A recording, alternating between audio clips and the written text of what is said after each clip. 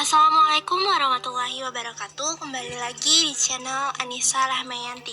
Baiklah, pada video kali ini kita akan membahas mengenai bagaimana cara bertelepon yang baik.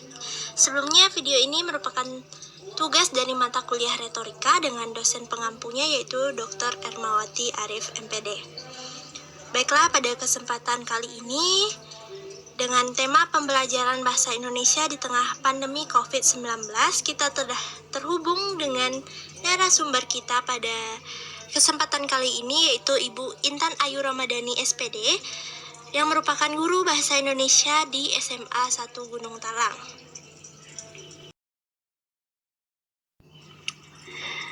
Assalamualaikum warahmatullahi wabarakatuh Ibu, selamat siang. Waalaikumsalam warahmatullahi wabarakatuh. Yes, selamat siang. Sebelumnya, Nisa mengucapkan terima kasih atas kesempatan yang Ibu berikan dan luangan waktu untuk berbincang tentang pembelajaran bahasa Indonesia di tengah pandemi COVID-19 lewat sambungan telepon ini, Bu. Iya, Nisa, saya juga senang sekali dapat berbagi ilmu dan pengalaman pada siang hari ini. Apa kabar Ibu? Sehat ya Bu ya? Alhamdulillah sehat. Anissa apa kabar? Sudah lama sekali tidak main-main ke SMA setelah lulus. Kabar baik Ibu, alhamdulillah. Iya Bu, sudah lama sekali tidak berkunjung ke SMA.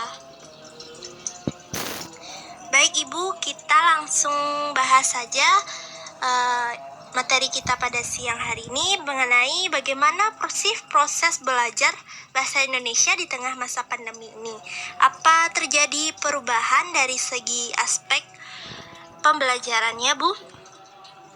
Iya, Nisa, banyak sekali yang harus Ibu susun ulang bersama guru-guru yang lain untuk disesuaikan dengan kondisi darurat di masa pandemi ini. Namun harus tetap mencakup materi pembelajaran di setiap babnya. Ibu harus menyiasati beberapa materi yang cukup memiliki tingkat kesulitan tinggi agar para siswa dapat mengerti tentang apa yang Ibu contohkan dan apa yang Ibu maksudkan dalam pembelajaran. Lalu untuk sisi penilaian dari bagaimana kemampuan siswa, apakah Ibu memiliki kriteria tertentu yang berbeda dari sistem pembelajaran tatap muka gitu Bu? Kebetulan saat ini Ibu sedang mengajar di kelas 11. Jadi ada beberapa materi pembelajaran yang Ibu beri tugas agar para siswa melakukan praktek. Contohnya seperti membacakan puisi, bermonolog, dan lain-lainnya sebagai suatu bentuk pengganti ulangan harian. Selain itu, pada pembelajaran online, kemudian untuk kuis, Ibu lebih memilih melakukan kuis saat pertemuan di dalam Google Map atau Zoom.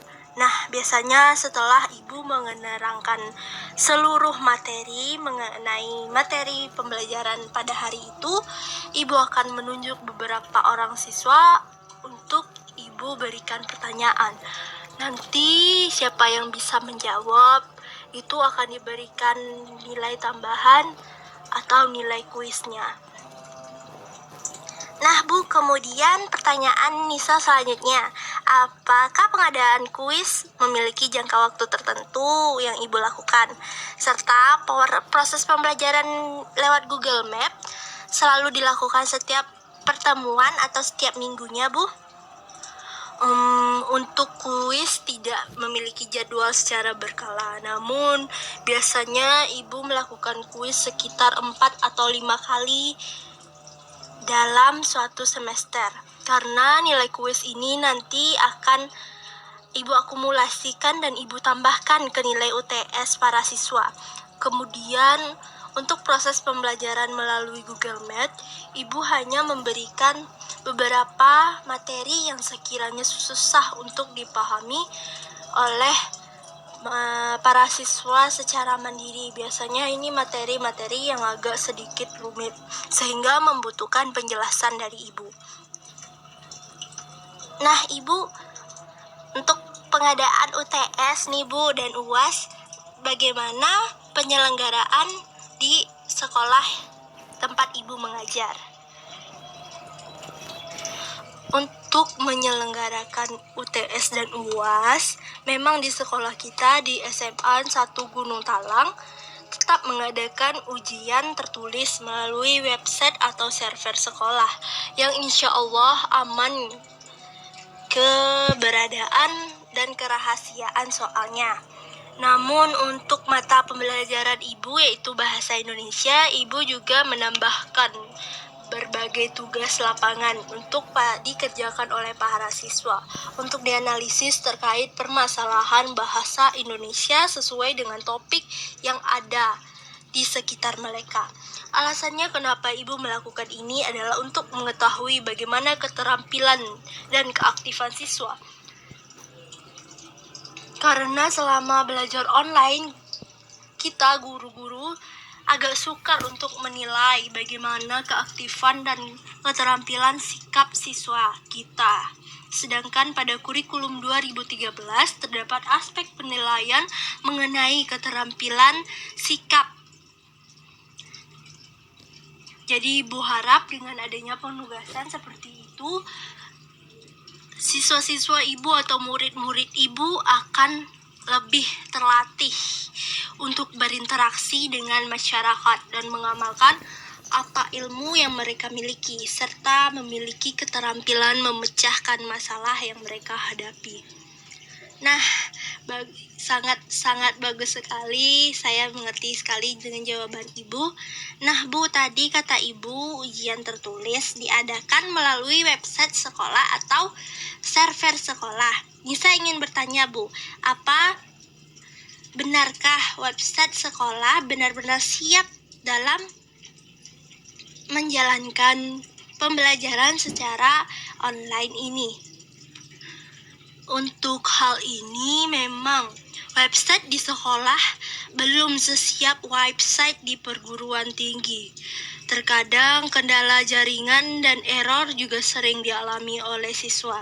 Namun sampai saat ini masih bisa ditangani oleh pihak IT yang standby di sekolah setiap hari. Siswa dapat